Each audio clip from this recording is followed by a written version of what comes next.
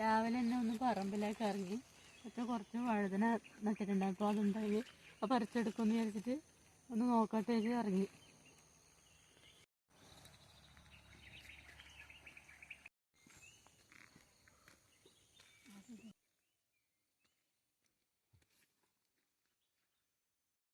കുറേ തൈകൾ നട്ടിട്ടുണ്ടായിരുന്നു. മഴയെല്ലാം പെയ്തപ്പോൾ കുറേയെല്ലാം പോയി. അപ്പോൾ ഇപ്പോൾ ഒരു 10 മേലെ തൈകളുണ്ട്. ഇപ്പം കുറച്ച് വഴുതനയുണ്ട്. ഞാൻ ആദ്യം ഉണ്ടായപ്പം കുറച്ച് പറിച്ചിട്ടുണ്ടായിരുന്നു. ഇപ്പോൾ കൂടുതൽ വഴുതന ഉണ്ടായിട്ടുണ്ട്. അതുപോലെ ഞാൻ നഴ്സറിയിൽ നിന്ന് വാങ്ങിച്ച തൈകളായിരുന്നു. നല്ല തൈയായിരുന്നു. പറിച്ചെടുക്കാറുണ്ട്. ഉച്ചക്കലത്തേക്ക് എന്തെങ്കിലും ഒരു കൂട്ടാനാക്കുകയും ചെയ്യാം.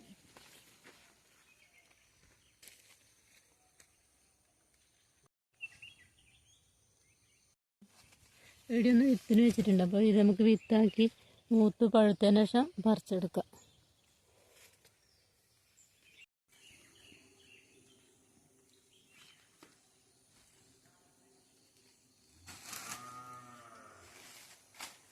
നല്ല വെയിലായില്ലേ സമയത്ത്. ഇപ്പോൾ ഒരാകുമ്പോഴത്തേന് തന്നെ 2 ദിവസമായി ഞാൻ അങ്ങോട്ട് പോയി നോക്കുന്നുണ്ടോ പഠിക്കണം എന്നെല്ലാം വരുന്നു. പോകാൻ പറ്റില്ല. വെയിൽ കാണുമ്പോൾ പോകാൻ പഠിക്കാം, നാളെ പോകാന്നെല്ലാം പറഞ്ഞ് അങ്ങനെ നിൽക്കും. ഇന്ന് പിന്നെ അതുകൊണ്ട് നേരത്തെ ഇറങ്ങി. അടുക്കളയിലെ പണിയെല്ലാം ഉണ്ട്. അത്ര ഞാൻ കുറച്ച് പറിച്ചിട്ട് ഇനി കണ്ടത്ര കുറേ എല്ലാം കൂടി ഒന്നിച്ച് പറിച്ചോളം എന്നിട്ട് കളയണ്ടെന്ന് ചോദിച്ചു. കാട്ടിക്കളയണ്ട വെച്ചു.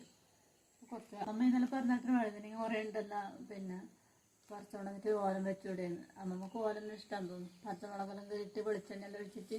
എനിക്ക് ഓലം വേണ്ട അല്ലേ? അമ്മമ്മക്കൊന്ന് കുറച്ചെടുത്ത് ഓലം വെച്ചെടുക്കാം. നമുക്ക് ഇഷ്ടമല്ലേ? 2 എടുത്ത് നമുക്ക് ഫ്രൈ ആക്കും ചെയ്യാം.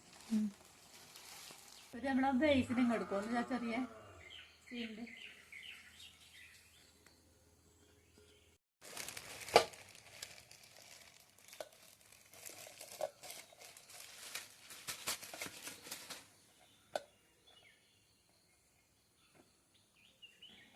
ഉണ്ട് കേട്ടോ. നല്ല വഴുതനയാണ്. വളമായിട്ട് കുറച്ച് ചാണകപ്പൊടി വാമുണ്ടായിരുന്നു കൊണ്ടുവന്നത്.